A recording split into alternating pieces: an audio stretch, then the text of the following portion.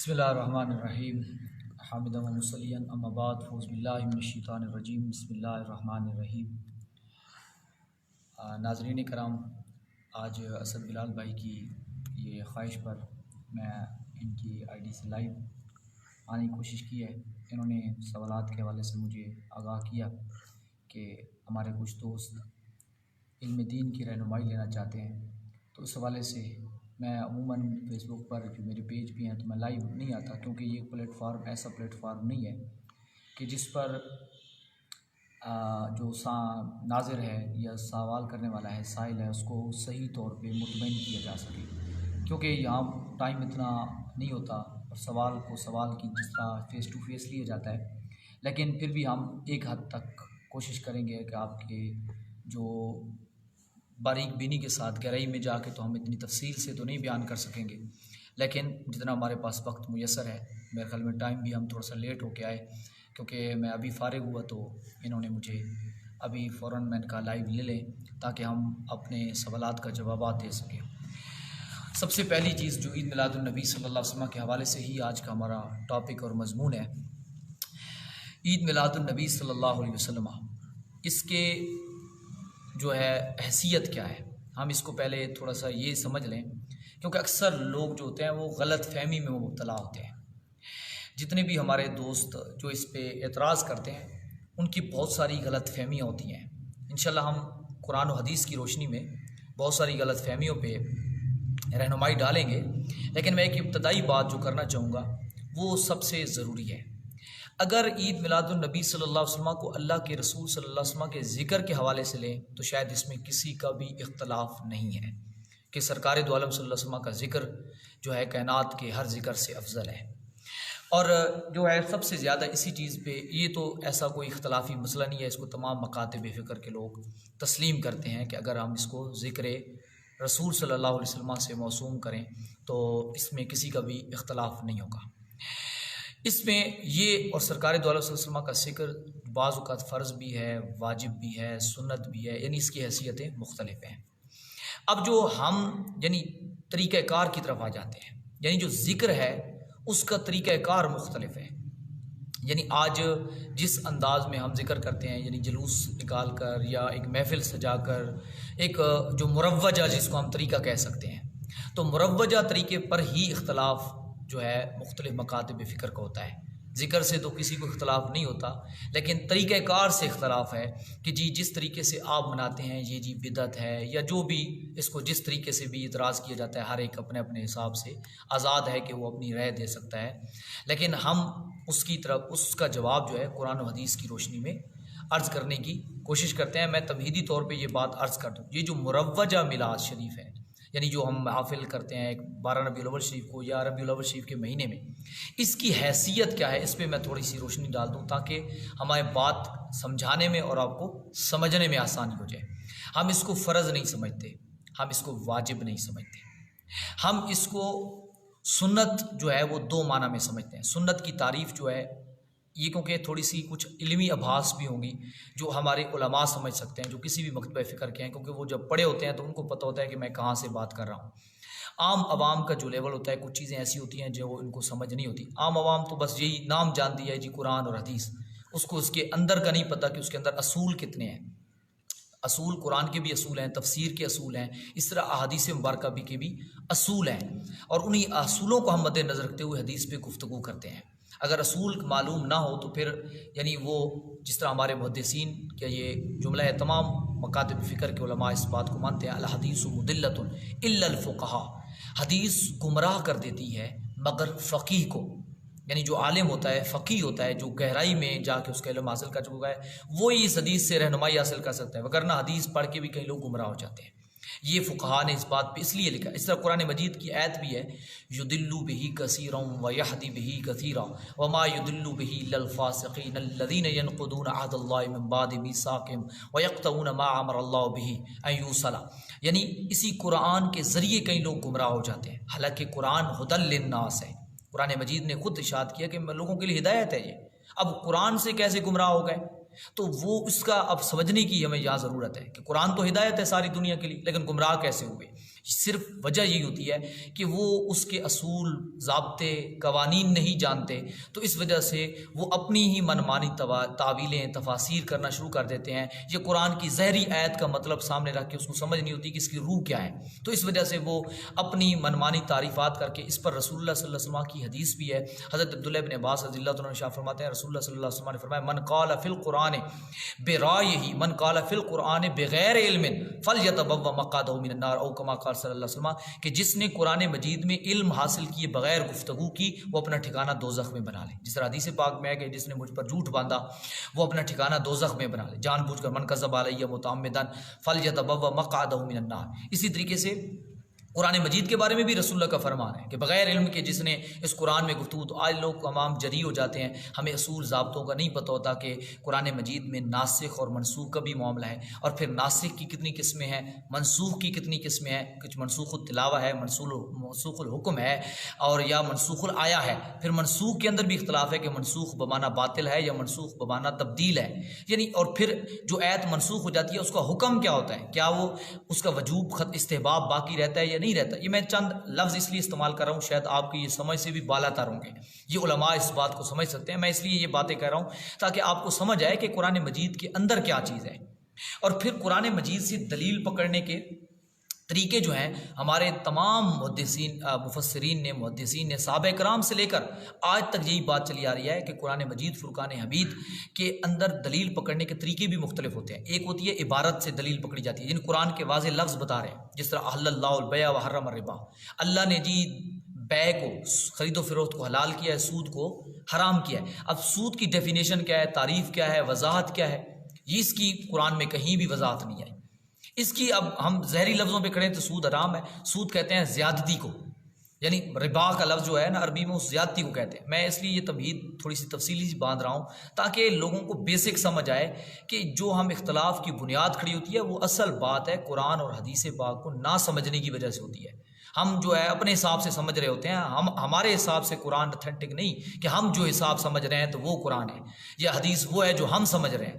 حدیث پاک وہ ہے جو اللہ کے رسول سمجھا رہے ہیں، قرآن مجید وہ ہے جو اللہ کے رسول صلی اللہ علیہ وسلم سمجھا رہے ہیں، اور اللہ کے رسول صلی اللہ علیہ وسلم نے کیسے سمجھایا وہ صحابہ کرام سے پتہ چلے گا، صحابہ کرام نے کیسے سمجھایا وہ ہمیں محدثین اور مفسرین سے پتہ چلے گا، اور محدثین اور مفسرین کو درمیان میں نکال دیں، ہمیں کیا پتہ کہ صحابہ کرام نے کیا کہا، صحابہ کرام کو ہم درمیان سے نکال دیں، ہمیں کیا پتہ رسول اللہ صلی اللہ علیہ وسلم نے کیا فرمایا، اور رسول اللہ صلی اللہ علیہ وسلم کو درمیان سے نکال دیں تو ہمیں کیا پتہ رب تعالیٰ نے کیا فرمایا۔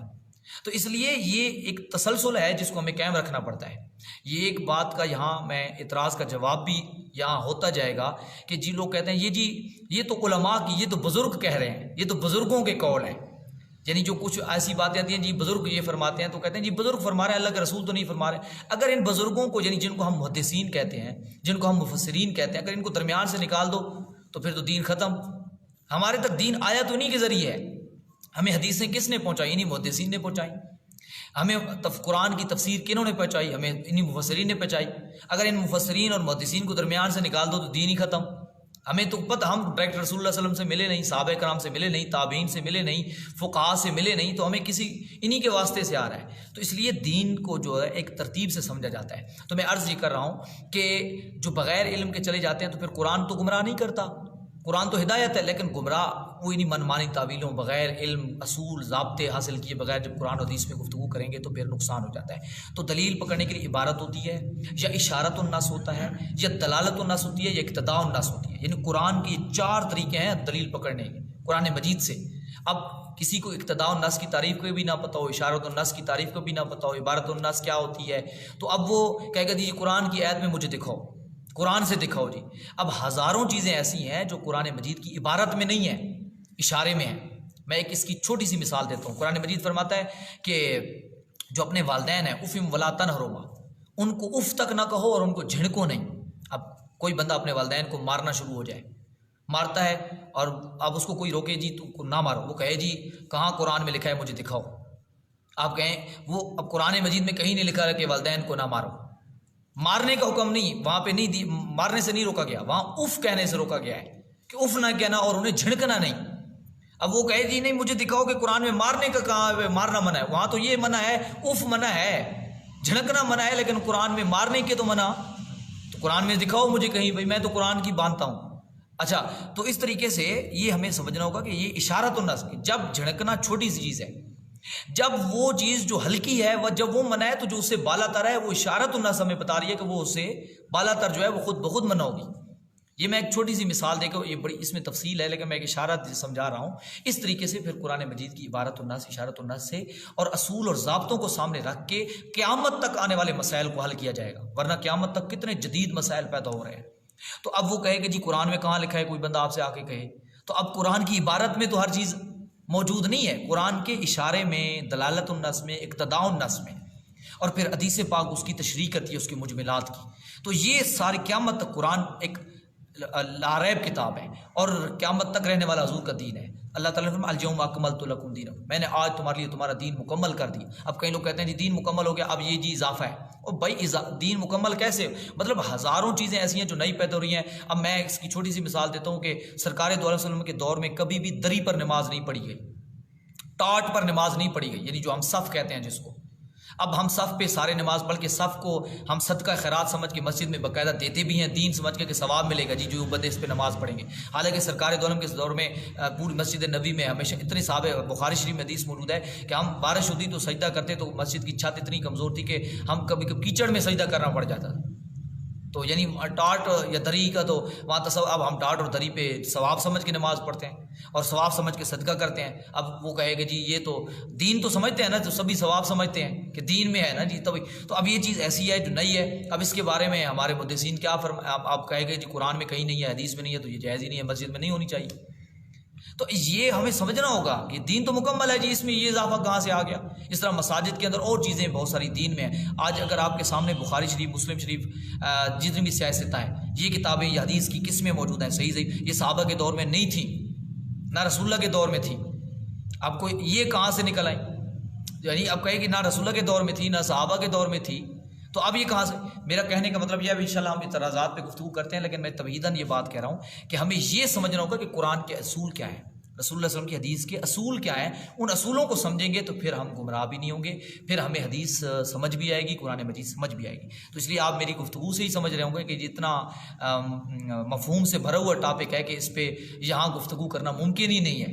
یعنی اتنا اس کو میں نے ابھی اس کو سمیٹنے کی کوشش کی ہے، اس میں بہت زیادہ تفاصیل ہے جس کو آپ 1 گھنٹے میں 2 گھنٹوں میں نہیں سمجھ سکتے، اس میں ٹائم دینا پڑے گا۔ جب ہم ٹائم دیں گے تو ہمیں ایک بیس سمجھ آئے گی، اس بیس پر ہی ساری چیزیں سمجھ آئیں گی۔ تو عرض کرنے کا مقصد یہ ہے کہ اب ہم ربیع الاول شریف کی حیثیت کی طرف آتے ہیں کہ ہم جو مروجہ میلاد شریف مناتے ہیں یہ نہ فرض ہے نہ واجب ہے، یہ سنت ہے۔ اب سنت کی میں وضاحت کرنے لگا ہوں۔ اب فوراً لوگ آئیں گے سنت کا مطلب تو ہمارے ذہن میں، تو آپ کے ذہن میں فوراً سنت کا کیا مطلب ہے جی جو رسول اللہ صلی اللہ علیہ وسلم نے کیا۔ حالانکہ سنت کی یہ تعریف نہیں ہے۔ آپ تمام محدث حدیث کی کتابیں اٹھائیں، سنت 2 معنی میں استعمال ہوتی ہے۔ سنت کا جو اطلاق ہوتا ہے وہ حدیث پر بھی ہوتا ہے، یعنی سرکار دو عالم کے فعل، فرمان، قول، اور سرکار دو علیہ وسلم کے سامنے کوئی کام کیا گیا اور آپ نے اس کو روکا نہیں، ان 3 کو کہتے ہیں حدیث قولی، فعلی، تقریری، اس کو بھی ہم سنت کہتے ہیں۔ اور سنت کا دوسرا مطلب یہ ہوتا ہے کہ ایک چیز کی سرکار دو عالم کی حدیث میں اجازت آئی ہے اور کوئی کام آپ اس اجازت کے تحت، یعنی اس اصول، وہ اصول ہے، اس اصول کے نیچے آپ ایک جزئی کو ثابت کرتے ہیں تو وہ بھی ہم سنت کہتے ہیں اس کو بھی، کہ یعنی اس کو دلیل، اس کی جو تائید ہے وہ رسول صلی اللہ علیہ وسلم کی حدیث فرما رہی ہے، اس کو بھی ہم سنت کہتے ہیں۔ میں اس کی ایک چھوٹی سی مثال دیتا ہوں، آپ کو بات سمجھ آ جائے گی۔ طلاق جو ہے نا، طلاق، میں طلاق پہ لے آتا ہوں آپ کو۔ طلاق کا جو سنت طریقہ ہے، یہ لفظ میرا سنیں، طلاق کا سنت طریقہ یہ ہے کہ طلاق ایک دی جائے، ایک طلاق دی جائے اپنی، اگر ضرورت مجبوری ہو، شریعت اجازت دے تو ایک طلاق دی جائے، سنت طریقہ یہ ہے۔ اب یہاں لفظ ہم کیا استعمال کرتے ہیں کہ طلاق کا سنت طریقہ یہ ہے۔ سنت کا مطلب کیا؟ رسول اللہ صلی اللہ علیہ وسلم نے طلاق اس طرح دی ہے؟ کیا رسول اللہ صلی اللہ علیہ وسلم نے اسی طرح طلاق دی ہے؟ نہیں، ایسی طلاق، مطلب یہ ہے کہ یہ جو طریقہ ہے یہ احادیث سے ثابت ہے۔ سنت ہم اس لیے اس کو کہتے ہیں، ورنہ رسول اللہ صلی اللہ علیہ وسلم نے طلاق کب دی؟ یہ کیا مطلب ہے کہ ہم طلاق کو کہیں گے کہ سرکار؟ سنت کا مطلب، سنت کا یہ بھی مفہوم ہوتا ہے کہ اس چیز کی تائید رسول اللہ صلی اللہ علیہ وسلم کی احادیث سے ہوتی ہے صلی اللہ علیہ وسلم، تو اس وجہ سے سنت کا یہ بھی مفہوم ہوتا ہے۔ تو اس معنی میں جو مروجہ ہم میلاد شریف مناتے ہیں وہ سنت کے درجے میں آتا ہے، لیکن سنت مؤکدہ ہوگی یا غیر مؤکدہ ہوگی، یعنی اس سے نچلے درجے میں آ جاتے ہیں، تو ہم کہتے ہیں اس لیے مستحب فعل ہے، یعنی اگر کوئی کرے گا تو اس کو ثواب ملے گا، جو نہیں کرے گا اس پہ کوئی گناہ نہیں ہے۔ یعنی مروجہ طریقے سے کوئی نہیں کرے گا۔ اگر ذکر رسول صلی اللہ علیہ وسلم کی بات کریں تو پھر اس میں تو نہیں کرے گا، تو پھر تو وہ گناہ گار ہی ہے۔ سرکار کا ذکر یا سرکار صلی اللہ علیہ وسلم کے ذکر کو سے نفرت کرتا ہے تو پھر تو ایمان ہی نہیں رہے گا۔ یعنی اگر اس میں پہلے بھی میں عرض کر چکا ہوں، اس پہ کسی کا اختلاف نہیں ہوگا۔ امید ہے شاید ہی کوئی بندہ ہو کہ جو حضور علیہ الصلوۃ والسلام کے ذکر سے اختلاف کرے۔ اختلاف جو ہے اس مروجہ طریقے سے ہے، تو اس مروجہ طریقے کی میں اس لیے وضاحت کر رہا ہوں۔ اب یہ ہمارے نزدیک سنت اور مستحب کے درجے میں آ گیا، مستحسن کے درجے میں آ گیا۔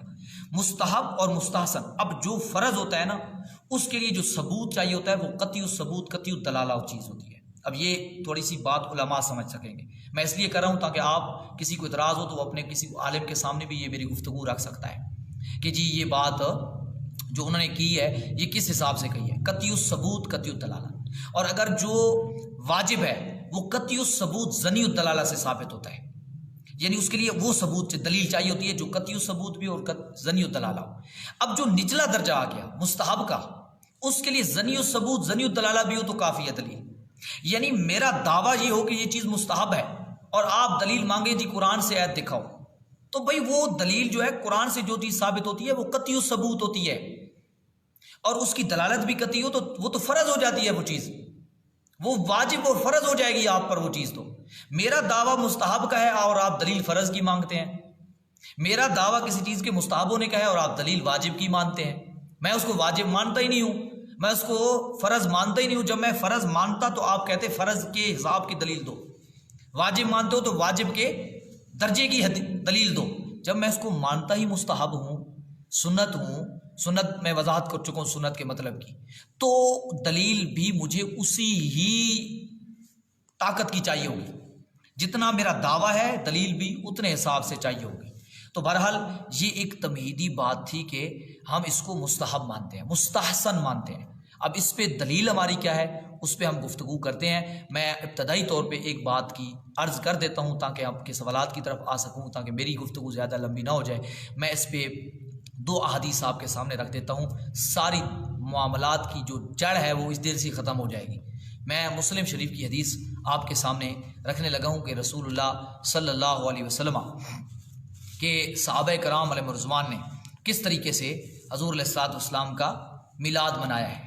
سرکار دو عالم صلی اللہ علیہ وسلم کا میلاد کیا صحابہ کرام علیہ رضوان نے بھی میلاد، یعنی میلاد کے اندر اب کیا چیز آ جاتی ہے، یعنی میں جس میلاد کی وضاحت کرنے لگا ہوں اس سے مراد ہے کہ ہم میلاد شریف میں کیا کرتے ہیں۔ اگر محفل میلاد کرتے ہیں یا میلاد شریف کرتے ہیں تو اس میں ہم تلاوت کرتے ہیں، نعت شریف پڑھتے ہیں، حضور علیہ الصلوۃ والسلام کے اوصاف طریقے بیان کرتے ہیں، یعنی ان کی شان اور اللہ کا شکر ادا کرتے ہیں کہ اللہ نے اپنا حبیب ہمیں عطا فرمایا ہے، یعنی یہی میلاد۔ اور آخر میں لنگر بھی ہو جاتا ہے، اس کی بات علیحدہ کر لیں گے، یعنی اگر کسی کو اس پہ اعتراض ہو کہ بھئی یہ لنگر تو پہلے نہیں ہوتا تھا، وہ علیحدہ بات کر لیں گے ہم انشاءاللہ، اس پہ بھی میں احادیث مبارکہ کی طرف آ جاؤں گا۔ لیکن فی الحال ہم اس چیز کو سامنے رکھیں کہ یہی میلاد ہے، یعنی اس میں اگر کوئی خلاف شریعت معاملہ ہے، ڈھول باجے گندگی، اس کا ہم اگر کوئی الزام لگائے تو وہ الزام ہے، اس کی شریعت میں گنجائش نہیں تو اس کی دین میں بھی گنجائش نہیں، یعنی وہ حرام ہے، ناجائز ہے۔ تو ناجائز چیز کبھی بھی آپ کسی اچھے کام کے لیے بھی کریں تو وہ ناجائز ہے، چاہے وہ عرس کے لیے کریں، چاہے وہ حضور کی مطلب شان میں کریں، سب غلط ہے۔ جب اللہ کے رسول صلی اللہ علیہ وسلم نے جس چیز کو حرام قرار دے دیا، ناجائز قرار دے دیا، وہ کبھی کسی کے کہنے سے جائز نہیں ہوگی۔ لیکن جس چیز کو اللہ کے رسول نے ناجائز نہیں کہا، حرام نہیں کہا، گناہ نہیں کہا، تو وہ پھر کسی کائنات کے عام آدمی کو بھی اجازت نہیں کہ وہ اس کو ناجائز کہے۔ ہاں اگر ناجائز کہے گا تو پھر اس کو اس درجے کی دلیل لانی پڑے گی، یعنی اگر حرام کہتا ہے تو پھر حرام کے درجے کی دلیل لانی پڑے گی، اگر اس کو وہ مکروہ کہتا ہے تو مکروہ کے درجے کی دلیل لانی پڑے گی، اگر وہ ناجائز کہتا ہے تو اس کو ناجائز کے درجے کی دلیل لانی پڑے گی۔ اور جو بندہ اس کو جس حساب سے مانتا ہے جائز سمجھتا ہے، تو جائز کس اعتبار سے سمجھتا ہے؟ جائز کے درجے ہیں فرض، واجب، سنت، مستحب یا مباح، یہ آخری درجہ ہے، تو اس حساب سے اس کو دلیل لانی پڑے گی۔ تو میں آپ کو اس حساب سے دلیل دے رہا ہوں کہ صحابہ کرام نے بھی محفل بنا کر اس میں ٹوٹلی اور کوئی مقصد نہیں تھا، صرف رسول اللہ صلی اللہ علیہ وسلم کے میلاد ولادت کی خوشی مناتے ہوئے اس کی محفل سجائی ہے۔ اب اس پہ میں آپ کو مسلم شریف کی حدیث دینے لگا ہوں، ٹھیک ہے جی؟ یہ مسلم شریف کتاب و ذکر جلد نمبر 2 صفحہ نمبر 346، یہ جو میں نسخہ بھی بتا رہا ہوں قدیمی کتب خانہ، اس کا یہ نسخہ ہے۔ اور باب جو ہے فضل الاجتماع علی تلاوت القرآن، یہ اس میں حدیث پاک موجود ہے کتاب الذکر باب فضل الاجتماع علی تلاوت القرآن، اور اس کے راوی بھی حضرت امیر معاویہ ہیں، حضرت امیر معاویہ ہیں جن کا نام لیتے ہوئے ہمارے کئی دوست وہ آج ہم تو الحمدللہ ان کو صحابی رسول صلی اللہ علیہ وسلم مانتے ہیں، ان کی شان بیان کرتے ہیں، لیکن حضرت امیر معاویہ کا عقیدہ بھی سمجھیں، حضرت امیر معاویہ کی حدیث کو بھی لیں۔ حضرت امیر معاویہ رضی اللہ تعالیٰ عنہ کا طریقہ کار کیا تھا؟ حضرت امیر معاویہ رضی اللہ عنہ آپ ایک داخل ہوئے اپنے دوستوں کے پاس، ان سے یہ حضرت اب یہ تابعین کا پہلے فعل ہے، پھر اس پہ میں صحابہ کا فعل لے کے آ رہا ہوں۔ حضرت امیر معاویہ داخل ہوئے نا تو لوگ بیٹھے ہوئے تھے اکٹھے، مجمع لگا ہوا تھا مسجد میں۔ آپ نے ان سے پوچھا ہاں بھائی مجھے بتاؤ سچ سچ کی یہ بتاؤ کہ تم ما اجلسکم، کہ تم کس وجہ سے یہاں بیٹھے ہو، یہ مجلس کیوں لگائے ہوئے ہو، یہ محفل کیوں بنائی ہوئی ہے؟ تو انہوں نے بتایا کہ ہم یہاں اللہ تبارک و تعالیٰ کے ذکر کر رہے ہیں، وَنَحْمَدُ عَلَىٰ مَا هَدَانَا لِلْإِسْلَامِ، ہم اس بات کا اللہ کا شکر ادا کریں کہ اللہ نے ہمیں دین اسلام کی طرف ہدایت دی، وَمَنَّا، اور ہمارے اوپر اللہ تعالیٰ نے اپنا رسول عطا کر کے ہمارے اوپر احسان کیا۔ آپ نے فرمایا مجھے قسم دو کہ تم واقعی اسی کام کے لیے بیٹھے ہو، یعنی آپ نے ان سے قسم لی، انہوں نے قسم دی کہ واقعی ہم اسی کام کے لیے بیٹھے ہیں۔ میں اگلے الفاظ پڑھنے لگا ہوں تو حضرت امیر معاویہ رضی اللہ عنہ انہوں نے فرمایا کہ میں نے تم سے قسم اس لیے نہیں لی کہ مجھے تم پہ شک تھا کہ تم کسی اور مقصد کے لیے بیٹھے ہو، اصل بات یہ ہے کہ جلسنا، ہم ایک مرتبہ ہم بھی بیٹھے ہوئے تھے اس طرح مسجد نبی میں، مسجد میں بیٹھے ہوئے تھے، اچانک سرکار دو علیہ صلی اللہ علیہ وسلم تشریف لائے اور آقا دو علیہ صلی اللہ علیہ وسلم نے ہم سے یہی سوال کیا کہ تم کس وجہ سے محفل لگا کے بیٹھے ہو مسجد، یعنی تم کیوں، کیا کس قسم کی محفل؟ تو ہم نے وہاں پہ جواب دیا جلسنا نذکر اللہ و نحمدہ علی ما ہدانا للاسلام و منا علینا بکا، یہ لفظ ہیں سننے کے قابل کہ یا رسول اللہ ہم یہاں اس لیے بیٹھے ہیں کہ ہم اللہ کا ذکر کر رہے ہیں اور اس کے شکرانے کی محفل سجائے بیٹھے ہیں، حمد کر رہے ہیں کہ اس نے ہمیں ہدایت اسلام دی ہے، یعنی اسلام کی ہدایت تاکہ ہمیں اسلام جیسا دین عطا کیا، وہ منا علینا بیکا، اور آپ جیسا نبی عطا کیا ہے، یعنی ہم شکر ادا کریں، احسان، یعنی منا قرآن میں مطلب لقد من اللہ علی المؤمنین اذ بعث فیہم رسولا، قرآن کی آیت ہے کہ اللہ نے مومنوں پر احسان کیا ہے کہ انہیں اپنا نبی ان میں عطا کیا، تو اسی منا کا لفظ حدیث میں بھی ہے، منا علینا بیکا، کہ ہمارے اوپر آپ کے ذریعے اللہ نے احسان کیا، اس بات کا ہم اللہ کا شکر ادا کریں کہ آپ جیسا، یعنی کہہ رہے ہیں کہ فضل رب اللہ، اور کیا چاہیے، مل گئے مصطفیٰ، اور کیا چاہیے، یعنی ہم یا رسول اللہ آپ کی جو ہمیں ملے ہیں، آپ جیسی ہستی ملی ہے، تو ہم اللہ کا اس بات پہ شکر۔ تو کالا رسول اللہ صلی اللہ علیہ وسلم نے فرمایا اللہ ما اجلسکم الا ذاکا، سرکار نے فرمایا کیا اللہ کی قسم تم اسی مقصد کے لیے بیٹھے ہو؟ یہ علماء اس بات کو سمجھ سکتے ہیں کہ یہ حصر کا طریقہ ہے، فرمایا اس کے علاوہ اور آپ کا کوئی مقصد نہیں ہے، ما اجلسکم الا ذاکا، جب اس انداز میں کلام ہو تو اس کا مطلب ہوتا ہے اس کے علاوہ اور کوئی مطلب نہیں ہے، صرف اسی مطلب کے لیے بیٹھے ہو، حضور نے قسم لی۔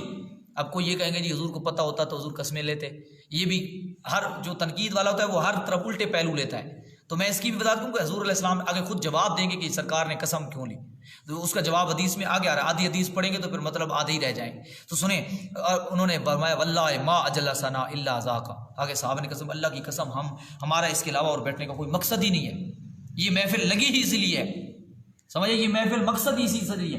کالا، تو سرکار نے فرمایا اما انی لم استخلفکم تہمتا لکم، حضور نے فرمایا میں نے تم سے حلف جو ہے وہ تم پر تہمت کی بدولت نہیں لیا کہ مجھے شک تھا، شبہ تھا کہ تم کسی اور مقصد کے لیے، اس کا بھی جواب آ کے حضور کو پتہ ہوتا، فرمایا یہ وجہ نہیں تھی، وجہ یہ تھی ولکنہ اتانی جبرائیل، ابھی ابھی میرے پاس جبریل آئے، فاخبرنی، انہوں نے مجھے اس محفل کا مجھے بتایا، اور ان اللہ عز و جل یباہی بکم الملائکہ، کہ اللہ تعالیٰ تمہاری اس محفل کی وجہ سے اپنے فرشتوں کے سامنے فخر کر رہا ہے، سبحان اللہ، جبریل نے مجھے آ کے یہ بتایا کہ تمہاری اس محفل کی وجہ سے اللہ وہ فرشتوں کے سامنے فخر کر رہا ہے کہ وہ محفل، تو بتاؤ حضور کے سرکار کی ولادت، سرکار کے احسان، یعنی اس منا علینا بیکا، یعنی یہی ولادت ہے نا کہ حضور ہمیں عطا ہوئے، پیدا ہوئے، ہمیں دیے گئے، میلاد کا یہی مفہوم ہے کہ سرکار کی ولادت ہوئی، ہمیں اللہ نے اپنا نبی عطا کیا، ہم اس کے شکرانہ ادا کرتے ہیں،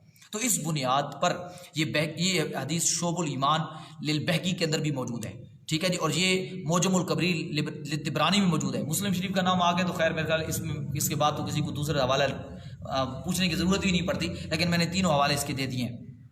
ٹھیک ہے جی. تو اس اعتبار سے یہ حدیث میں تھوڑا سا لفظ مختلف ہیں کہ جو مسلم شریف کی حدیث ہے اس میں لفظ ہے منا بہی علینا، منا بہی علینا، اس انداز میں لفظ ہیں. اور جو بہقی شریف ہے اس کے اندر جو اور طبرانی شریف ان میں الفاظ جو ہیں وہ اس طرح ہیں منا علینا بیکا، یعنی حاضر کے سیغے کے سر، حاضر کے سیغے ذریعے کتاب ہے اور وہاں جو ہے غیب کی ضمیر استعمال ہوئی ہے. یہ میں اس لیے الفاظ کی وضاحت کر رہا ہوں تاکہ کوئی وہاں دیکھے تو کہے یہ تو مفتی صاحب نے الفاظ ہی غلط پڑھ دیا. میں نے تینوں حدیثوں کو سامنے رکھ کے یہ حدیث پاک پڑھی ہے تاکہ جو ہے وہ تینوں اکٹھی ہو جائیں اور سب کی سند صحیح ہے. تو اب یہاں دیکھیں محفل کس لیے سر، یعنی محفل یہاں بیس دیکھیں صحابہ کرام نے بھی. اور پھر دوسری میں اس کی طرف وقت کو سامنے رکھتے ہوئے دوسری عرض کروں گا، ترمذی شریف کے اندر امام ترمذی نے پورا باب باندھا ہے، باب ما جاء فی میلاد النبی، کہ وہ حدیثیں جو حضور کے میلاد کے بارے میں آئی ہیں یہ باب پورا باندھا ہے. یعنی اس میں پورا باب باندھ کے، باب کا مطلب ہوتا ہے اس میں جتنی حدیثیں اس سے ریلیٹڈ ہیں وہ ساری حدیثیں لے کے آئے ہیں. یہ بھی سیاست کی کتاب ہے ترمذی شریف، اور محدثین اس کے بارے میں امام ترمذی نے خود بھی لکھا ہے کہ جس گھر میں یہ ہو گویا کہ رسول اللہ صلی اللہ علیہ وسلم اس گھر میں خود بول رہے ہیں، خود موجود ہیں. یعنی اتنی یہ حدیث کی عظمت کی اور پائے کی کتاب ہے. تو یہ ابتدائی بات تھی کہ ہماری اس محفل، اب دیکھیں صحابہ کرام نے بھی یہ محفل سجائی. ٹھیک ہے، اب کوئی کہے کہ نہیں بے عین ہی اس طرح نہیں سجائی، تو بھائی جس طرح تم، تو یہ تو کائنات میں اس کی مثال یہ دیتا ہوں کہ اب کوئی بندہ قرآن پڑھ رہا ہے، کہیں پہ نفل پڑھ رہا ہے، نفل پڑھتا ہے کسی ٹائم میں جو مکروہ ٹائم جنہیں میں ممانعت آئی ہے، منع آیا ہے کہ بھئی ان ٹائم میں نہیں پڑھ سکتے آپ، اس سے ہٹ کے وہ پڑھ رہا ہے. اب وہ کہے، اب ثواب کی نیت سے پڑھ رہا ہوگا نا، نفل کو ثواب کی نیت سے پڑھتا ہے، عبادت کر رہا ہے. اب وہ سلام پھیرے تو بندہ کہے بھئی تو نفل کیوں پڑھ رہا ہے، وہ کہے جی میں عبادت کر رہا ہوں اللہ کی. اسے کہو کہ بھئی اللہ کے رسول نے اس ٹائم پڑھے ہیں جس ٹائم تم پڑھ رہے ہو، صحابہ نے پڑھے ہیں اس ٹائم جس ٹائم میں دین سمجھ کے پڑھ رہا ہے نا، عبادت سمجھ کے پڑھ رہا ہے نا. تو وہ کہے گا، اب وہ کہے گا جی نہیں مجھے قرآن میں سے دکھاؤ، حدیث میں سے دکھاؤ، صحابہ سے دکھاؤ کہ بھئی اس ٹائم نفل پڑھے گئے ہیں کہ نہیں پڑھے گئے، ورنہ تجھے ثواب ہی نہیں مل رہا، یہ تو بدعت ہے، یہ تو نیا کام نکال رہا ہے. کیونکہ عبادت اسی ٹائم بس جو 5 ٹائم مخصوص ہے اس ٹائم میں پڑھو، اس سے ہٹ کے تو یہ نہیں تم نیا چیز نکال رہے ہو، یہ تو پھر لوگ اس ٹائم بھی نفل پڑھنے لگ جائیں گے، یہ وہ مطلب جو بھی. تو یہ اعتراض غلط ہے، یہ اس بندے کو جاہل کہا جائے گا جو اس طرح کا اعتراض کرے گا. کیوں کہ اللہ تعالیٰ نے قرآن مجید فرقان حمید میں واضح طور پہ اس بات کا اعلان کر دیا ہے کہ اس بات کا اعلان کر دیا ہے کہ اللہ کا ذکر کرو، جس طرح تم اللہ تبارک و تعالیٰ کا ذکر کرو اور خوب ذکر کرو. یا ایھا الذین آمنوا اذکروا اللہ ذکرا کثیرا، اے ایمان والو اللہ کا ذکر کرو اور ذکر کثیر کرو. اب یہاں اصول کی بات آ گئی. اب یہ اصول ہے المطلق یجری علی اطلاقہ.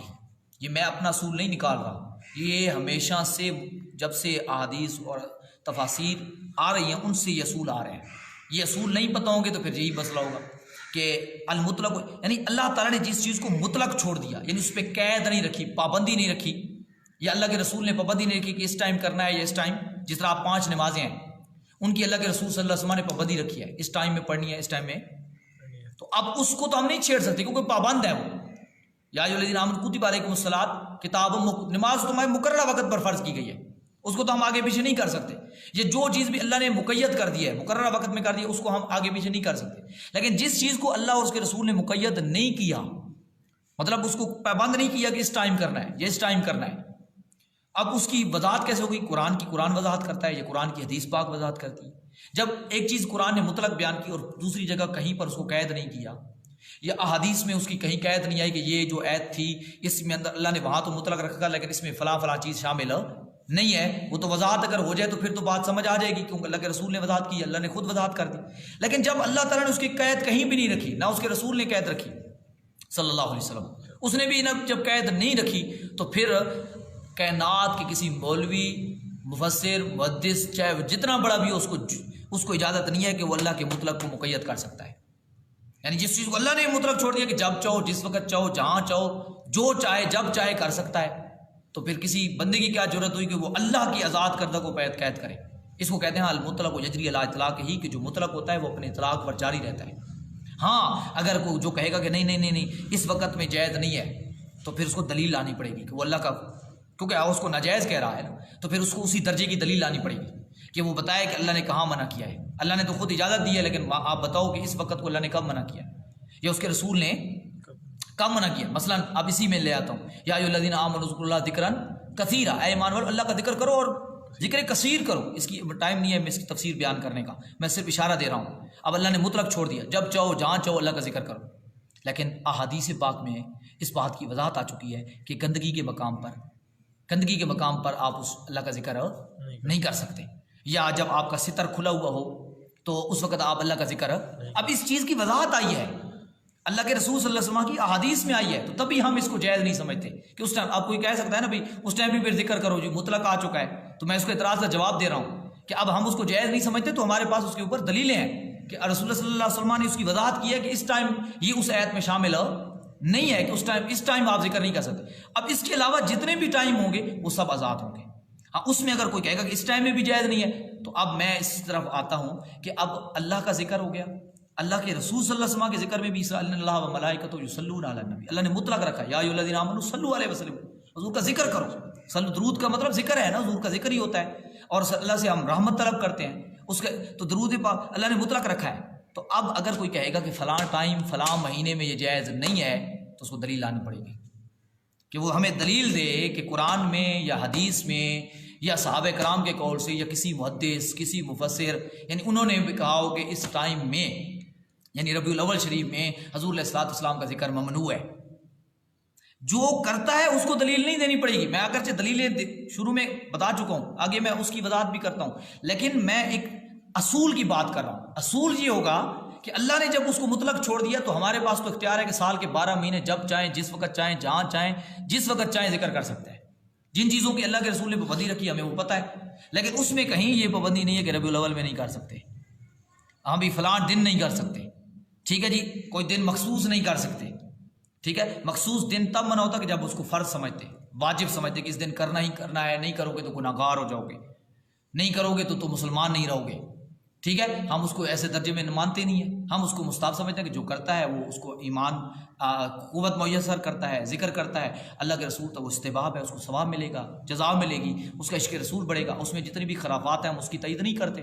اگر غلط طریقے سے کرتا ہے تو اس کی تو شریعت میں کہیں گنجائش نہیں. اب کو کہے جی غلطیاں ہوتی ہیں, یہ بھی میں اس اعتراض کا جواب دوں کہ کہے جی لوگ غلط کرتے ہیں, جی عورتیں نکل آتی ہیں, فلاں چیز ہوتی ہے, فلاں چیز ہوتی ہے, تو اس لیے یہ کام ہی نہیں ہونا چاہیے. تو یہ بات غلط ہے. اگر ایک بندہ غلط نماز پڑھ رہا ہے تو آپ اس کو یہ نہیں کہو کہ نماز چھوڑ دو, اس کو نماز سے منع نہیں کرو, اس کو کہو کہ نماز ٹھیک کرو.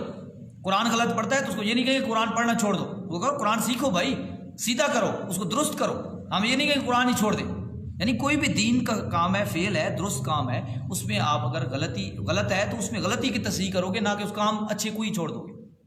اس لیے میں عرض کر رہا ہوں اب اس کو دلیل لانی پڑے گی. جو بندہ کہے گا کہ یہ ناجائز ہے تو وہ دلیل دے یا قرآن میں, اور یہ تو آپ سب کو پتہ ہے, پوری قرآن حدیث کو چھان لیں گے, کہیں یہ بات نہیں ملے گی اس کو کہ وہ کہے کہ اس ٹائم میں منع ہے یا فلاں ٹائم میں منع ہے, نہیں ذکر کر سکتے.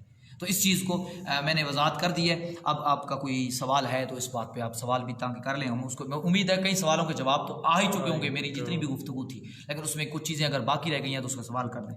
تو ایک اپنا جنید بھائی سوال ہے کہ میلاد 12 وفات تو یعنی کنفرم ہے کہ 12 ربیع الاول کو وفات ہوئی تھی, اور 12 ربیع الاول کو پیدائش ہوئی ہے, یہ کنفرم نہیں ہے. لوگ کہتے ہیں کہ میں اس پہ آپ کو احادیث مبارکہ سے جواب دیتا ہوں, رسول اللہ علیہ وسلم کی حدیث سے جواب دیتا ہوں.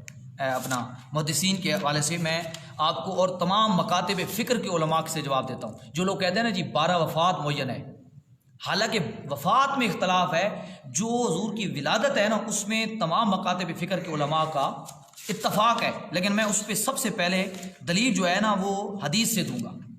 میں آپ کو یہ بات بتا دوں, پہلے حدیث لفظ آتا ہے تو فوراً ہمارے ذہن میں آتا ہے رسول اللہ علیہ وسلم کا فرمان.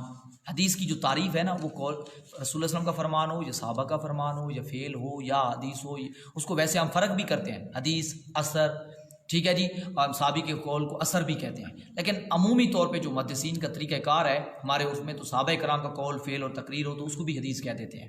تو اس لیے اگر کوئی یہ میری بات کو نوٹ کر لے, تاکہ میں آپ کو بتا دوں میں اصولوں کے مطابق کرتا ہوں, کیونکہ میں نے جو پڑھا ہے تو میں اس اصول کے مطابق گفتگو کرتا ہوں. تو عام لوگ بعض اوقات, میں پہلے شروع میں کہہ چکا ہوں کہ ہماری گفتگو کو نہیں پہنچ سکیں گے تو وہ درمیان میں اعتراض کریں گے. تو اس لیے بعض اوقات موقع ہوتا ہے کہ اب اس وجہ سے اگر کسی کو سوال ہو تو وہ میری گفتگو پہ سوال اٹھا سکتا ہے, اب بھی وہ پیش کر سکتا ہے. لیکن اگر کسی کو یہاں پر بھی تسلی نہ ہو تو پھر وہ میں حاضر ہوں, ملاقات کریں انشاءاللہ. ہم اس کو قرآن اور حدیث سے باہر جائیں گے نہیں, ہماری جو بھی ہے وہ ہم قرآن حدیث کے اندر ہی اس کو بتائیں گے کہ یہ قرآن مجید ہے اور یہ رسول اللہ علیہ وسلم کی احادیث ہے. لیکن اصول ہونے چاہیے ویسے اگر کوئی جھگڑے مطلب ہے کہ جو کہ میں نہ مانوں تو اس کا تو ہمارے پاس جواب ہی نہیں ہے. اصول اور ضابطوں سے ہٹ کے گفتگو کرے تو پھر یعنی ہم اس کو نہیں سمجھ سکتے. کسی نے ایک امام سے سوال کیا، اصول و ضابطے ہوتے ہیں نا. کسی نے امام سے سوال کیا کہ جی حضرت آدم علیہ السلام کا نکاح کس نے پڑھا؟ انہوں نے کہا کہ میں حضرت آدم کے نکاح میں شامل نہیں تھا، مجھے دعوت نہیں ملی تھی. یہ امام احمد بن حنبل سے بھی سوال، اس وقت میں لوگ عجیب عجیب سوال کرتے ہیں. اب ایسا بے تکے سوالوں کا تو پھر کوئی جواب نہیں ہوتا نا. یا نہ مانوں وہ کہے کہ جی سورج مشرق سے نکلتا ہے مغرب سے کیوں نہیں نکلتا.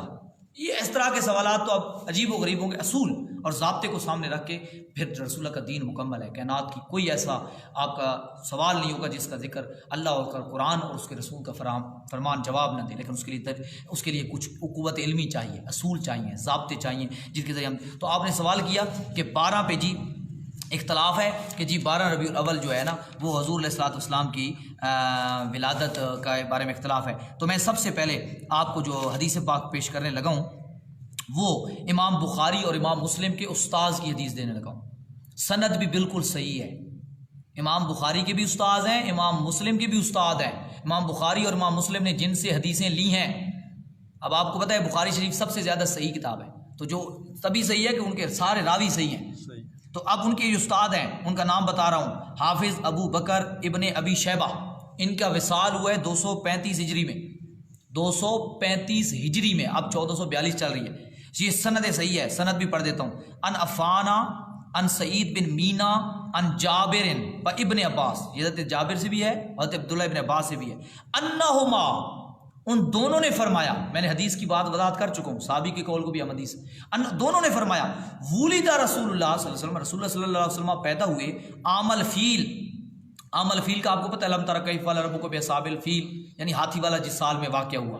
عام الفیل یوم الاثنین، یوم الاثنین عربی میں یوم الاثنین کس کو کہتے ہیں؟ سوموار کو، پیر شریف. الثانی عشرہ، میں اس لیے واضح لفظ پڑھا ہوں تاکہ کسی کو میری عربی پہ شک ہو تو وہ گوگل پہ بھی سرچ کرے یا کسی گرامر کی کتاب عربی والی لغت بھی اٹھا کے ترجمہ کر سکتا ہے. الثانی عشرہ من شہر ربیع الاول، ربیع الاول کے مہینے کی 12 تاریخ کو پیدا ہوئے. اب یہ رسول اللہ کے 2 صحابہ بتا رہے ہیں اور یہ حدیث بھی بالکل سند کے ساتھ صحیح ہے. میں نے یہ ابو بکر ابن ابی شیبہ کی بات کی ہے، امام بخاری کے استاد ہیں. امام ابن کثیر کی جلد نمبر اول میں، البدایہ والنہایہ میں اور سیرت النبویہ میں انہوں نے جو اس میں بھی یہ حدیث پاک موجود ہے. ٹھیک ہے جی، تو اس بالکل سند بھی صحیح ہے. آگے یہ بھی اس پہ بات ختم نہیں ہوئی، آگے سن لیں. امام محمد بن جریر طبری نے محمد بن اسحاق سے روایت کی ہے، وہ کہتے ہیں ولد رسول اللہ صلی اللہ علیہ وسلم یوم الاثنین عام الفیل لسنۃ عشرۃ مدت من شہر ربیع الاول، کہ تاریخ امم والملوک، یہ امام طبری کی تاریخ کی کتاب ہے، اس کا دوسرا جز ہے. اس میں انہوں نے لکھا ہے کہ رسول اللہ صلی اللہ علیہ وسلم سوار کے دن ہاتھی والے سال 12 ربیع الاول کو پیدا ہوئے. ابھی بات ختم نہیں ہوئی. امام ذہبی نے بھی، یہ امام بہت بڑے امام ہیں، امام ذہبی، ٹھیک ہے جی، اور یہ جو حدیث وہ لے کے آئے ہیں یہ امام مسلم کی شرائط کے تالے ہیں. یہ اب علماء میری بات سمجھ سکیں گے، یعنی محدثین کی شرطیں ہوتی ہیں حدیث کو لینے کی. امام مسلم کی شرائط علیحدہ ہے، امام بخاری کی شرائط علیحدہ ہے حدیث کو صحیح یا ضعیف یا کہنے کی. تو اس اعتبار سے یہ جو امام ذہبی نے حدیث لے کے آئے یہ امام مسلم کی شرطوں کے مطابق لے کے آئے. اب آپ سمجھ سکتے ہیں کہ امام مسلم کی شرطوں کے مطابق جو حدیث ہوتی ہے وہ کیسی ہوتی ہے. امام ذہبی المستدرک میں یہ حدیث پاک موجود ہے. سعید بن جبیر، حضرت سعید بن جبیر جو حضرت عبداللہ بن عباس کے شاگرد ہیں، وہ حضرت عبداللہ بن عباس سے روایت کرتے ہیں نبی کریم علیہ السلام پیدا ہوئے عام الفیل لاثنۃ عشرۃ لیلۃ مدت من ربیع الاول، 12 ربیع الاول کو پیدا ہوئے. سبحان اللہ. میرے خیال میں ان حدیثوں کے بعد تو کسی کو سوال کی جواب گنجائش نہیں رہتی، لیکن میں پھر بھی وضاحت کر دیتا ہوں. امام ابن جوزی کا بھی یہی نظریہ ہے اور علامہ عبد الرحمن ابن خلدون نے بھی یہ کہا. امام علی قاری محدث ہیں بہت بڑے، یہ 1014 ہجری میں گزرے ہیں، وہ بھی کہتے ہیں مشہور انہ ولد فی یوم الاثنین ثانی عشر ربیع الاول. ابھی بات جہاں ختم نہیں ہوئی، میں علماء دیوبند کا بھی نظریہ بتا دیتا ہوں. اشرف علی تھانوی صاحب، یہ ان کا ایک مشہور واعظ ہے، یہ جس کو ارشاد العباد فی عید المیلاد کہتے ہیں، یہ ان کے واعظ تھا، اس کو انہوں نے کتاب کی شکل دی ہوئی ہے. تو انہوں نے بھی کہا اپنے وعظ میں کہ جمہور کے قول کے موافق 12 ربیع الاول تاریخ ولادت شریف ہے. اور مولانا ندوی، ابو ندوی سیرت نبویہ میں وہ کہتے ہیں کہ رسول اللہ صلی اللہ علیہ وسلم سوموار کے دن 12 ربیع الاول کو یہ ہاتھی والے سال میں پیدا ہوئے. ٹھیک ہے جی. اسی طریقے سے اگر میں اس کی تفصیل میں جاتا جاؤں گا تو بہت سارے علماء ہیں، اہل حدیث کے علماء ہیں، انہوں نے بھی اس بات کو، شماوت الانبریاء صدیق حسن خان بھوپالی وہ کہتے ہیں ولادت شریف مکہ مکرمہ میں طلوع فجر کے وقت 2 شنبہ شب 2 ازدحام فارسی میں 12 کو کہتے ہیں. ٹھیک ہے، اس کو جمہور علماء کا یہی قول ہے، جمہور علماء کا، جمہور کا مطلب ہوتا ہے زیادہ تر علماء اسی بات پہ ہیں. ابن جوزی نے اس پر اتفاق کیا. ٹھیک ہے جی. اور اس بات پہ اہل تشیع حضرات کا بھی یہی موقف ہے. شیعہ کی مشہور کتاب ہے اصول کافی، اس میں بھی یہ کتاب موجود ہے کہ ولد النبی علیہ الصلوۃ عشرۃ لیلۃ بدت من شہر ربیع الاول فی عام الفیل، کہ رسول اللہ صلی اللہ علیہ وسلم 12 ربیع الاول شریف کو ہاتھی والے سال پیدا ہوئے. اہل تشیع کی کتاب میں بھی یہ بات موجود ہے، اصول کافی میں، بہت بڑی مشہور کتاب ہے، میں اس کا بھی حوالہ دے چکا ہوں. اصول کافی جلد نمبر 1 ہے، صفحہ نمبر 439 ہے، اس پہ بھی یہ حدیث پاک یہ انہوں نے اپنے حساب سے یہ روایت نقل کی ہے.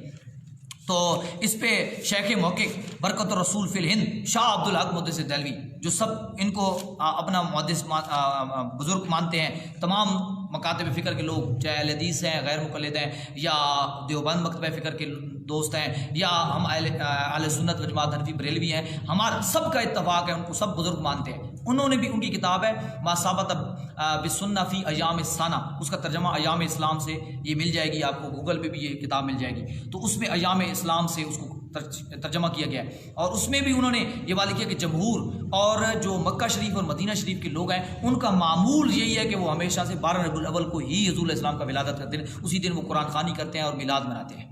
تو یہ میں عرض کر رہا ہوں کہ تمام یہ جو کہتے ہیں نا جی اس میں اختلاف اس میں نہیں ہے، اختلاف وصال میں ہے، اور اتفاق ہے کہ اس میں 12 ربیع الاول.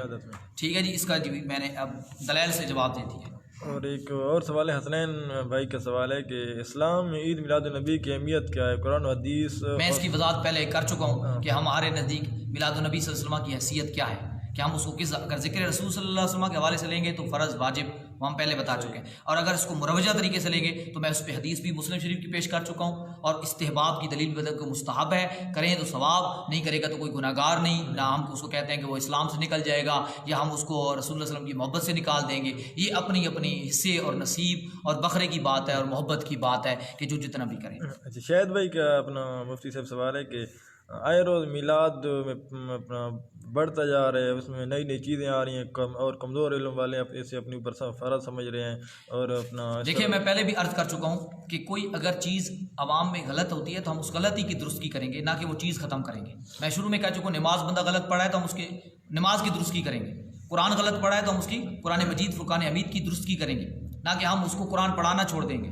تو اگر کوئی بندہ رسول اللہ صلی اللہ علیہ وسلم کا ذکر خیر کرتا ہے، سرکار دو عالم صلی اللہ علیہ وسلم کا ذکر، میلاد کا مطلب سرکار کا ذکر پڑھ رہا ہے، اس میں ہوتا تو کوئی نہیں ہے، اس میں رسول اللہ صلی اللہ علیہ وسلم کا ذکر ہی ہوتا ہے، اللہ تعالیٰ کا ذکر ہوتا ہے، اور اس کے محبوب کے صحابہ کا ذکر ہوتا ہے.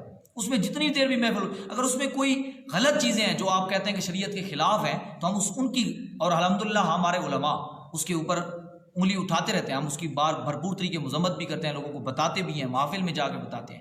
تو اس میں ہم ان چیزوں کو اصلاح کریں گے، نہ کہ ہم چیز کو ختم کر دیں گے. اچھا، اس کے علاوہ اپنا شفالہ بھائی ان کے سوال تھا کہ اپنا ہم میلاد شریف کو بدعت حسنہ سمجھتے ہیں، تو بدعت کی تعریف بھی سمجھا دیں. میں اس کی وضاحت کر چکا ہوں پہلے کہ ہم اس کو کیا سمجھتے ہیں. ٹھیک ہے، جو لوگ اس کو کہتے ہیں جی بدعت ہے، اب میں اس کی تھوڑی سی وضاحت کر دیتا ہوں کہ پہلی چیز تو ان لوگوں کو بدعت کے مفہوم کا ہی نہیں پتہ کہ بدعت کہتے کس کو ہیں. ٹھیک ہے، اس پہ میں ایک ترمذی شریف کی حدیث پڑھنا چاہوں گا تاکہ آپ کو مطلب سمجھ آئے. لوگ کہتے ہیں جی صاحب، اب میں اس پہ بھی آ جاتا ہوں. میں اگرچہ بتا چکا ہوں کہ یہ زاویہ کیا ہے، اگر اصول میرے سمجھ آ گئے جو ابتدائی میری گفتگو ہے تو میرے خیال میں اس اعتراض کی گنجائش باقی نہیں رہے گی. لیکن اگر میں ان کی بات کو تسلیم کر کے نیچے بھی آ جاؤں کہ جی یہ چیزیں صحابہ کرام نے نہیں کی، تو جو چیز صحابہ نے نہیں کی یا رسول اللہ صلی اللہ علیہ وسلم نے نہیں کی وہ کرنا بدعت ہے، گناہ ہے، ناجائز ہے. تو میں اس پہ رسول اللہ علیہ وسلم کی ایک حدیث سمجھاتا ہوں. میں 3 حدیثیں دوں گا تاکہ بالکل جڑی کٹ جائے اس شیطانی وسوسے کی. ٹھیک ہے، لیکن میں پہلے ایک حدیث پڑھوں گا کہ جو یہ مسئلہ اب کا نہیں ہے، یہ مسئلہ رسول اللہ علیہ وسلم کے بعد حضرت ابو بکر صدیق کے دور میں بھی پیش آیا ہے. ٹھیک ہے جی، سنیے وہ حدیث پاک سنتے ہیں. حضرت زید بن، یہ حدیث پاک صحیح بخاری شریف میں بھی موجود ہے، باب جمع القرآن، یہ اس میں بخاری شریف کی میں حدیث پڑھ رہا ہوں. میں اس کو اختصار سے پیش کروں. زید بن ثابت رضی اللہ عنہ روایت کرتے ہیں، جنگ یمامہ میں نا بہت سارے صحابہ کرام شہید ہو گئے، حفاظ جو صحابہ تھے. تو حضرت صدیق اکبر نے مجھے بلایا اور میں حاضر ہوں. انہوں نے کہا کہ حضرت عمر میرے پاس آئے ہیں اور انہوں نے شہدائے یمامہ کے بارے میں بات کیا اور کہا کہ میں ڈرتا ہوں اگر یوں ہی قرآن کے حافظ شہید ہوتے گئے تو قرآن کا بڑا حصہ ختم ہو جائے گا، یعنی لوگ محفوظ نہیں رہے گا قرآن. حالانکہ اللہ کا اب یہاں پہ اگر تھوڑا سا سوچیے، قرآن کا وعدہ ہے اِنَّا نَحْنُ نَزَّلْنَا الذِّکْرَ وَإِنَّا لَهُ حَافِظُونَ. اب آج کا کوئی مولوی ہوتا تو کہتا ہے عمر کو تو قرآن کا ہی نہیں پتہ، کہ قرآن تو یہ کہتا ہے کہ ہم نے حفاظت کا ذمہ لیا. تو عمر کہتے ہیں کہ جی قرآن لوگ ختم ہو جائے گا، حالانکہ قرآن خود میں محفوظ رہے گا. یہ میں سمجھا رہا ہوں کہ جو کم عقل لوگ ہوتے ہیں تو پھر وہ اس طرح اعتراضات کرتے ہیں. جی کو حضرت عمر تو قرآن کے خلاف چلے گئے، یعنی ہر دور میں ایسے لوگ آئے ہیں. تو بہرحال میں سمجھانا چاہتا ہوں، حضرت عمر نے یہ بات کہی تو میری رائے یہ ہے، حضرت عمر نے کہا کہ میری رائے یہ ہے کہ آپ قرآن مجید کو ایک جمع لکھنے اور جمع کرنے کا حکم دیں. حضرت بکر صدیق کو فرمایا، مشورہ دیا. حضرت بکر صدیق اس وقت خلیفہ تھے. تو حضرت بکر صدیق نے، میں نے حضرت بکر سے یہ الفاظ سنے جو آج اعتراض کرتے ہیں کہ یہ کام تو انہوں نے. حضرت ابو بکر صدیق نے فرمایا، میں نے کہا عمر سے کیفا تفعل شیئا لم یفعلہ رسول اللہ، تو ایسا کام کیسے کرے گا جو اللہ کے رسول نے نہیں کیا؟ اگر یہ تو ایسا کام کرنے کی ضرورت کیسے، جب اگر یہ بات ہوتی تو رسول اللہ خود قرآن جمع کر کے جاتے. یہ خود قرآن سرکار، آپ کو پتہ ہونا چاہیے کہ سرکار دو عالم کے دور میں قرآن جمع نہیں تھا، اور پھر اس دور میں قرآن کے 12 قراتیں تھیں، 12 لہجے تھے، یعنی ہر بندہ اپنے حساب سے پڑھتا تھا. قرآن اعراب بھی نہیں تھا، جو عرب کی لغت تھی اس حساب سے پڑھا جاتا تھا. اور یہ حضرت عثمان غنی کے دور میں جو آج ہمارے پاس قرآن مجید کا طریقہ موجود ہے، جس طریقے سے ہم پڑھتے ہیں، اس طریقے سے آج اس کو حضرت عثمان غنی نے قائم کیا. باقی سارے نسخے تھے وہ ختم کرا دیا آپ نے، ایک قرات پہ حضرت عثمان غنی نے جمع کیا ہے. نہ حضرت بکر نے جمع کیا، حضرت نہ عمر نے، حضرت عثمان نے، نہ حضرت رسول اللہ صلی اللہ علیہ وسلم نے. حالانکہ حضرت رسول اللہ اولاد دے کے گئے کہ جیسے چاہو، یعنی ان 12 قراتوں میں سے قرآن پڑھو. لیکن اب میں عرض کر رہا ہوں جمع بھی قرآن رسول اللہ نے نہیں کیا. حضرت ابو بکر نے یہی بات کہی جو آج لوگ کہتے ہیں کہ جی حضرت بکر نے فرمایا کہ رسول اللہ نے نہیں کیا، تم عمر کیسے کرو گے؟ تو حضرت ابو بکر صدیق فرماتے ہیں قال عمر، حضرت عمر نے جواب میں مجھے کہا ھذا واللہ خیر، اگرچہ رسول اللہ نے نہیں کیا لیکن اللہ کی قسم یہ اچھا کام ہے. واللہ خیر، اللہ کی قسم یہ خیر ہے. اب آپ کہیں گے جی رسول اللہ نے جو نہیں کیا وہ خیر کیسے؟ حضرت عمر نے بھی یہی بات کہی، حضرت بکر صدیق نے اعتراض یہی کیا. لیکن حضرت اب سنیے، یہ حضرت بکر جواب دے رہے ہیں خود اعتراض کر کے، لیکن آگے علم والا تھا نا، ان کا مطلب حق سمجھنا تھا، ان کا مطلب ضد نہیں تھا. امیر المومنین بھی تھے اس وقت، وہ امیر المسلمین بھی تھے، خلیفۃ المسلمین بھی تھے، رسول اللہ صلی اللہ علیہ وسلم کے ان پہ خاص عنایتیں تھیں، لیکن اس کے باوجود بھی وہ ضد پر نہیں اڑے رہے. جب وہ فرماتے ہیں فلم یزل عمر و یراجعنی، حضرت عمر مجھے بار بار مجھ سے یہ بات کا تقاضا کرتے رہے، دلائل دیتے رہے، یعنی گفتگو ہوتی، حتی شرح اللہ صدری لذالک. حضرت بکر صدیق فرماتے ہیں یہاں تک کہ حضرت عمر کے ان دلائل اور گفتگو کو سن کے اللہ نے میرے سینے کو اس کے لیے کھول دیا کہ واقعی یہ بات اگرچہ رسول اللہ نے نہیں کی لیکن یہ اچھا کام ہے، خیر ہے. یعنی اپنی تو بات سمجھنے کی کوشش کریں کہ مطلب حضرت ابو بکر صدیق حضرت عمر کے درمیان بھی یہی اختلاف ہے اسی بات پہ. پھر یعنی اس بات کو ہمیں سمجھنے کی ضرورت ہے کہ جو کام اگرچہ رسول اللہ صلی اللہ علیہ وسلم نے نہیں کیا پھر اس کے بعد صحابہ کرام نے کیا. اب سوال پیدا ہوگا رسول اللہ صلی اللہ علیہ وسلم نے جو کیوں نہیں کیا؟ کیا رسول اللہ صلی اللہ علیہ وسلم کو امت کی فکر نہیں تھی کہ قرآن میرے بعد شہید بھی ہوں گے صحابہ، ٹھیک ہے جی، یا میرے بعد یہ قرآن میں آخر تک محفوظ رکھنا ہے؟ تو لوگ دین سے سرکار دو عالم کی ہزاروں حدیثیں موجود ہے کہ سرکار نے فرمایا آخر دور میں یہ فتنے آئیں گے، یہ فتنے آئیں گے. سرکار دو عالم تو پہلے خبریں دے گئے کہ اس طرح لوگ میری امت کو قرآن سے دین سے دور. تو سرکار کو اتنا پتہ بھی تھا، حدیثیں بھی بتائیں امت کو، سب کچھ بتایا. تو سرکار کو جب قرآن سے دور ہو جائیں گے تو قرآن اگر میں نے لکھوایا نہیں یا محفوظ نہیں کیا تو لوگ بھول جائیں گے. تو یہ پتہ ہونے کے باوجود بھی رسول اللہ نے جمع نہیں کرایا. تو آپ کوئی کہے گی جی رسول اللہ نے جمع نہیں کرایا، تو پھر صحابہ نے جمع کیا وہ کام. اب جو کام رسول اللہ نے نہیں کیا وہ صحابہ نے کیا. اور جو صحابہ کرام نے، وجہ یہ تھی کہ سرکار دو عالم صلی اللہ علیہ وسلم میں دور میں کاغذ کی شدت سے کمی تھی. قرآن مجید ہڈیوں پہ لکھا جاتا تھا، چمڑے پہ لکھا جاتا تھا، یعنی اتنی شدت سے کمی تھی چیزوں کی. اور دوسری بات یہ تھی کہ وہ دین کی تقویت کا دور تھا، سرکار خود موجود تھے، شاہ ظاہری طور پہ موجود تھے، تو اس وجہ سے اس کے اگر کسی سے کوئی مسئلہ ہونے کی گنجائش ہی نہیں تھی. لیکن جب سرکار دو عالم صلی اللہ علیہ وسلم دنیا سے تشریف لے گئے اور پھر یعنی اسلام ترقی کرتا گیا، چیزوں کی فراوانی ہوتی گئی، تو پھر یہ معاملہ آتا گیا. تو اس کا جواب یہاں پہ جھنڈیوں بینروں کا بھی جواب میرے خیال میں خود بخود آ جائے گا کہ سرکار کے دور میں جی جھنڈیاں نہیں لگی، بینر نہیں لگے. بھائی اس دور میں کپڑے کی اتنی شدت سے کمی تھی کہ حضرت امیر حمزہ جب شہید ہوئے تو آپ کو کفن دینے کے لیے کپڑا پورا نہیں تھا، آپ کے پاؤں مبارکہ پہ گھاس ڈال کے آپ کو دفن کیا گیا. تو اب وہاں تو کفن کے لیے کپڑا میسر نہیں تھا، جھنڈے اور جھنڈیوں کے لیے کیا صورت. یعنی اس ہر دور کے تقاضے ہوتے ہیں، ہر دور کا ایک نظام ہوتا ہے، سہولیات ہوتی ہیں، معاملات ہوتے ہیں، اس حساب سے اس زاویے کو دیکھنا پڑتا ہے کہ اس وجہ سے. لیکن جو کام سرکار دو عالم صلی اللہ علیہ وسلم نے منع نہیں فرمایا، جس چیز سے روکا نہیں، اور وہ فی نفس سے ہی اچھا کام ہے، شریعت سے ٹکراتا نہیں، تو اس کام سے اگر کوئی روکے گا تو اس کو دلیل دینی پڑے گی. کیونکہ سرکار نے اس کو شیخ محقق شاہ عبد العزیز محدث دہلوی، اس کا نام سنتے ہی سب کو پتہ چلے گا کہ یہ کون ہے. شاہ عبد العزیز آج پورے ہندوستان میں چاہے جس مکتبہ فکر کے علماء ہیں وہ بالواسطہ یا بلا واسطہ ان کے شاگردوں میں ہیں. بے شک.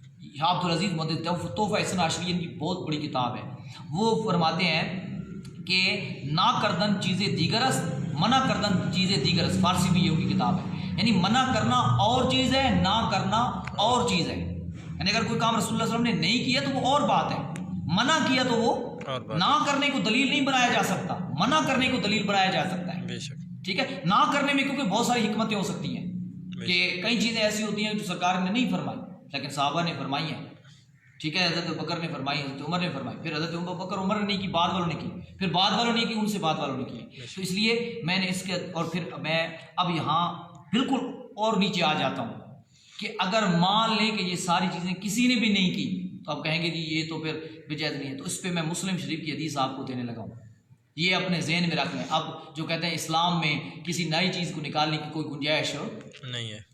میں اگرچہ پیچھے وضاحت کر چکا ہوں کہ یہ نئی یا جو بھی تصور سارے واضح ہو چکے ہیں، لیکن میں پھر بھی بالکل اینڈ پہ آ جاتا ہوں. مان لیں بالکل نئی ہے، کوئی کسی نے نہیں کی، بالکل مان لیتے ہیں بھائی، تو اس پہ بھی رسول اللہ صلی اللہ علیہ وسلم کی حدیث دے رہا ہوں کہ کیا اسلام میں کسی نئی چیز کی نکالنے کی گنجائش ہے کہ نہیں ہے. مسلم شریف کی حدیث پڑھنے لگا ہوں. من سنّا فی الاسلام سنتاً حسنتاً فلو اجرها واجر من یعمل بها او کما قال صلی اللہ علیہ وسلم. حضور علیہ الصلوۃ والسلام نے فرمایا جس نے من سنّا سنتاً حسنتاً فی الاسلام، لفظ سنیے، دین میں کوئی نئی چیز نکالی، سنتاً حسنتاً، سننا کا لفظ عربی میں جا کے دیکھیں مطلب نئی چیز، اور وہ ہو اچھی، تو حضور نے فرمایا فالو اجروا، اس کو بھی اس کا ثواب ملے گا اور قیامت تک جو اس پہ عمل کرے گا اس کو بھی ثواب اس کو ملے گا. سبحان اللہ. حضور خود فرما گئے کہ جو دین میں نئی چیز نکالے گا، نئی چیز. لیکن ایک چیز جو ہے سرکار نے سنتاً حسنتاً، اچھی چیز ہو. اچھی چیز کی مفہوم تمام محدثین نے، یہاں میں اپنی تشریح نہیں کر رہا، اب محدثین کو پڑھیں. شاہ عبدالحق محدث دہلوی کو پڑھ لیں اشیاۃ اللمات میں، علامہ علی قاری محدث ہیں، صاحب مرکات شرح مشکات کو پڑھ لیں. یعنی ان کی بہت بڑی، یعنی ان پہ تو سب کا اتفاق ہے جن کا میں نام لے رہا ہوں. یہ اس میں کسی مسئلہ، میں ایسے بندوں کا نام نہیں لے رہا کہ جو مخصوص مسلک کے کوئی بزرگ مانے جاتے ہیں، میں ان کا نام لے رہا ہوں جو ہر مسلک کے اندر ان کو ایک اتھینٹک دلیل سمجھا جاتا ہے. ان کی گفتگو کو، ان کی حدیث کی تشریح کو، ان کو ہی تشریح کو سب لوگ کوٹ کرتے ہیں جتنے بھی بعد والے لوگ ہیں. تو یعنی ان کی وضاحت ہمیں پتہ چلتا ہے کہ یہ صحابہ نے فرمایا، یہ ان سے پچھلوں نے، ان سے پچھلوں نے، تو انہوں نے بھی اس کی تشریح میں لکھا ہے. اس سے مراد یہ ہے کہ جو کام شریعت سے نہ ٹکراتا ہو، سبحان. بے شک. تو وہ سنت حسنہ ہے. یعنی ہو اچھا فی نفسی، یعنی کار خیر ہو، نیا ہو. جو چیز رسول اللہ نے کیا وہ تو سنت ہے، وہ تو نیا ہے ہی نہیں. سننا لفظ ہے، سننا نئی سنت ڈالی، نیا طریقہ ڈالا. لیکن اور لفظ بھی ہے کہ جی دین میں، فی الاسلام، دین میں، تو اس کو اس کا اجر ملے گا. حضور نے فرمایا اگر سرکار یہ غلط ہوتا سرکار اس کی گنجائش کیسے چھوڑ کے جاتے، کیسے اجازت دے کے جاتے. تو جب سرکار نے خود اجازت دی، اگر مان بھی لیا جائے تو پھر کسی کو کیا ضرورت کہ وہ کہے کہ جی اس کی گنجائش نہیں ہے. تو دین مکمل جو ہے نا، اس عید کا مفہوم لوگوں کو پتہ نہیں ہے. مکمل مطلب اصول، قیدوں، ضابطوں کے حساب سے دین مکمل ہے. یعنی اب جو اصول ہیں وہ اس کے مکمل ہیں، ضابطے مکمل ہیں. اب کائنات میں کوئی بھی مسئلہ پیدا ہوگا اس کو حل انہی اصولوں سے کیا جائے گا. بے شک. اور اپنا ایک اور سوال ہے کہ اپنا شرک اور کفر کے اکثر فتوے لگاتے رہتے ہیں، تو اس کے متعلق شرک کب شرک بنتا ہے، کفر کب کفر بنتا ہے؟ کیونکہ اب یہ ہمارا ٹاپک ایک علیحدہ ٹاپک ہے، اس پہ انشاءاللہ کبھی پھر آپ مجھے لائی لے لینا، اس پہ علیحدہ سوال، اس پہ میں بڑی تفصیل سے گفتگو سمجھاؤں. لوگوں کو شرک کی تعریف کا بھی نہیں پتہ کہ قرآن اس کی تعریف کیا ہے. شرک کی تعریف کا اگر پتہ چل جائے تو پھر لوگوں کو کبھی کسی پر شرک کا فتویٰ نہیں لگائیں گے. شرک ہے کیا چیز، شرک کہتے کس کو ہے. تو اس کی میں مختصر سی تعریف آپ کو، اس کی تفصیل تو پھر کبھی سمجھاؤں گا. میں تعریف کر دیتا ہوں کہ شرک دو چیزوں کا نام ہے. ایک ہے اللہ کی ذات واجب الوجود، اور ایک الوہیت ہے.